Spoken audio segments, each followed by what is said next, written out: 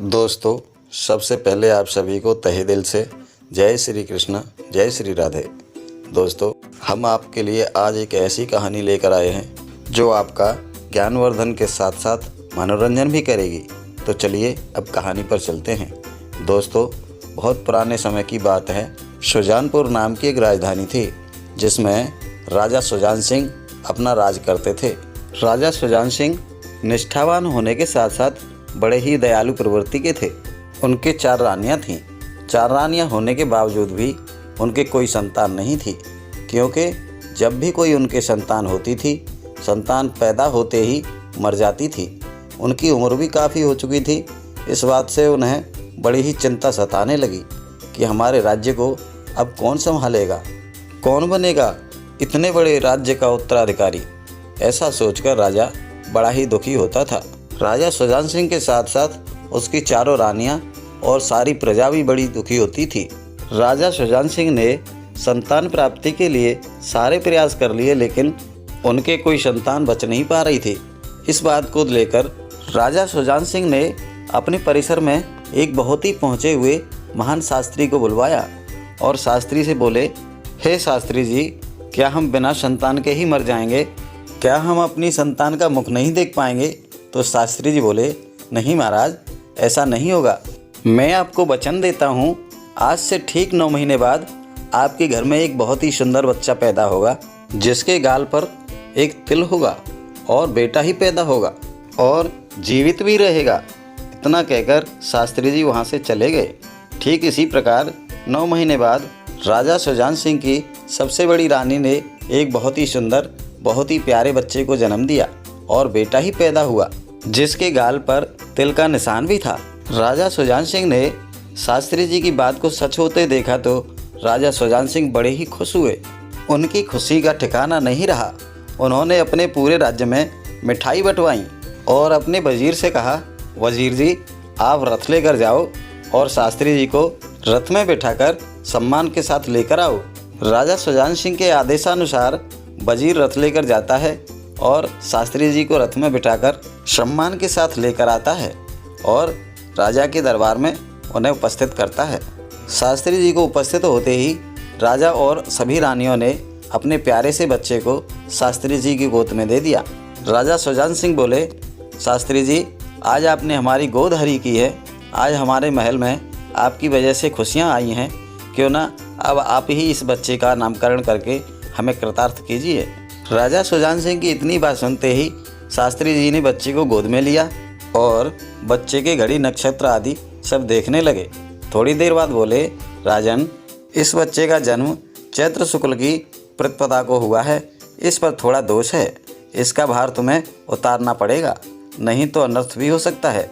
दोष वाली बात सुनकर राजा सुजान सिंह बोले, हे शास्त्री जी, इसके उज्जवल भविष्य के लिए जो कुछ भी करवाना हो करवाइए।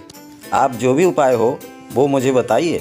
राजा की इतनी बात सुनते ही शास्त्री जी बोले, राजन, मैं बता तो दूंगा, लेकिन इस उपाय को तुम कर नहीं पाओगे।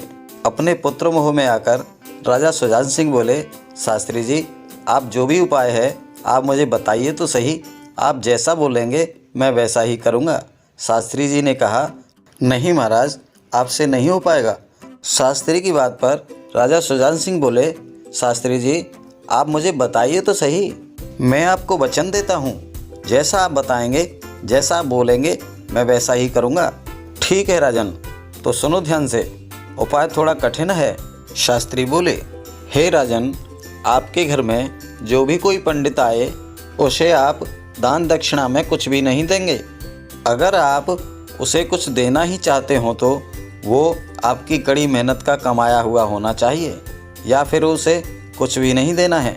राजा ने कहा, जैसा आपने कहा मैं वैसा ही करूँगा।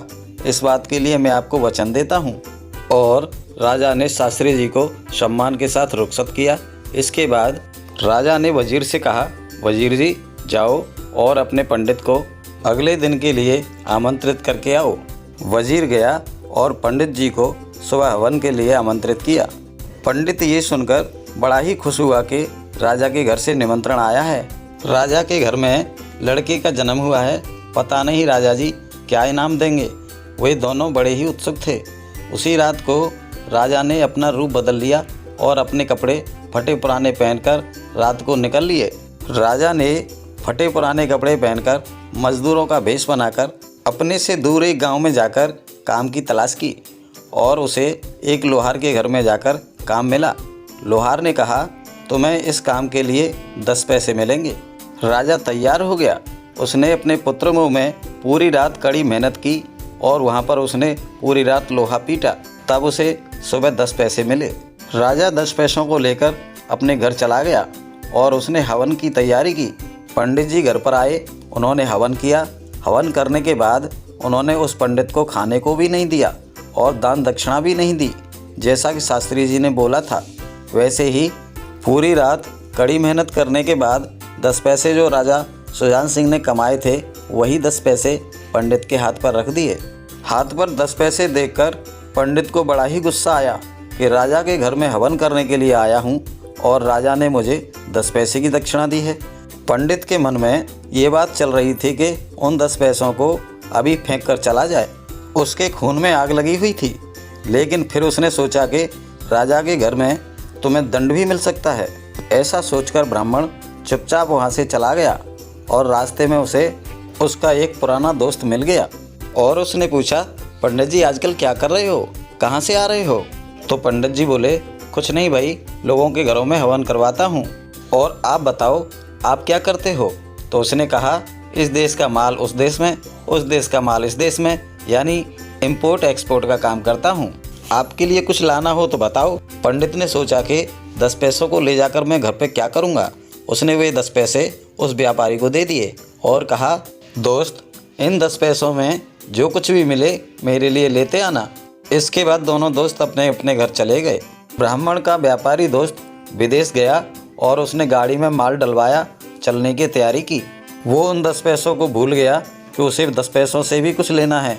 इतनी ही देर में एक आदमी सिर पर डलिए में बिल्ली के बच्चे रखे हुए चिल्लाता हुआ आया, 10 पैसे का बिल्ली का बच्चा ले लो, बिल्ली का बच्चा 10 पैसे में। व्यापारी ने सोचा, पंडित की किस्मत में बिल्ली का ही बच्चा लिखा है। उसने बिल्ली के बच्चे को खरीद लिया और वहाँ से चल दिया।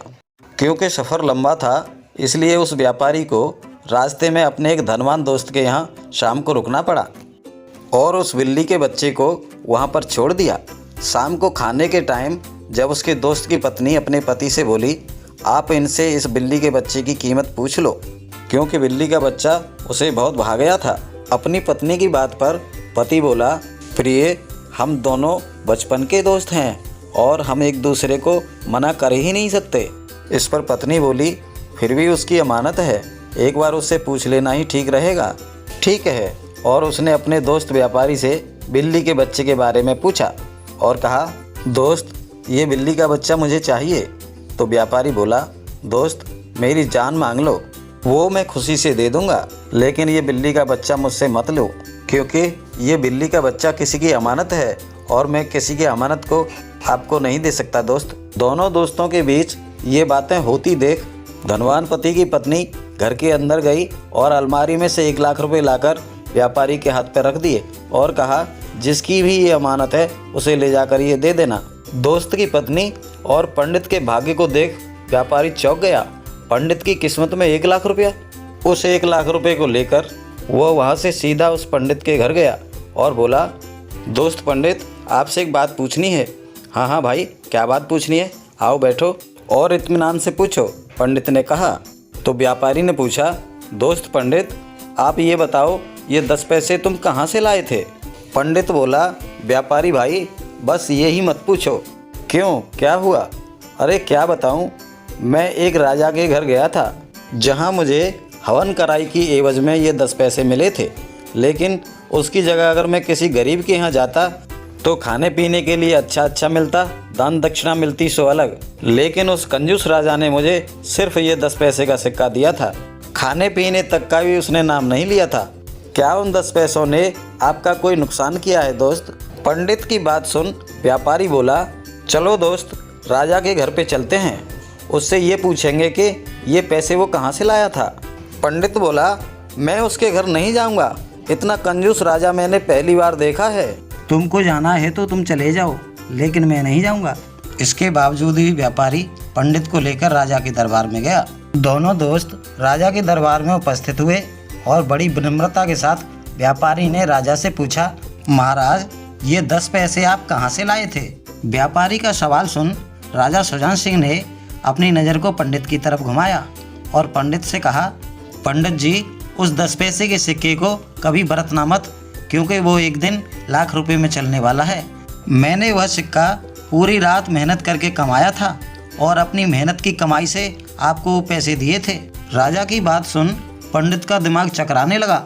राजा की बातें पंडित के दिमाग में जब नहीं घुसी तो उसके व्यापारी दोस्त ने उसे समझाया और कहा, हे मेरे दोस्त, हे मेरे भाई, मेहनत से कमाया गया एक पैसा भी हराम से कमाए गए लाख रुपयों पर भी भारी होता है और आज ये सिद्ध हो चुका है। समझे कि अब भी नहीं समझे? इतना सुनते ही ब्राह्मण ने राजा से अपनी भूल के लिए क्षमा मांगी और राजा ने भी बड़े हृदय से ब्राह्मण को क्षमा कर दिया। कहानी यहीं पर समाप्त होती है। दोस्तों कहानी आपको थोड़ी सी भी पसंद आई हो और लाइक ना की हो तो लाइक कर दीजिए। मिलते हैं अगली कहानी के साथ, तब तक के लिए आप सभी को जय श्री कृष्णा, जय श्री राधे।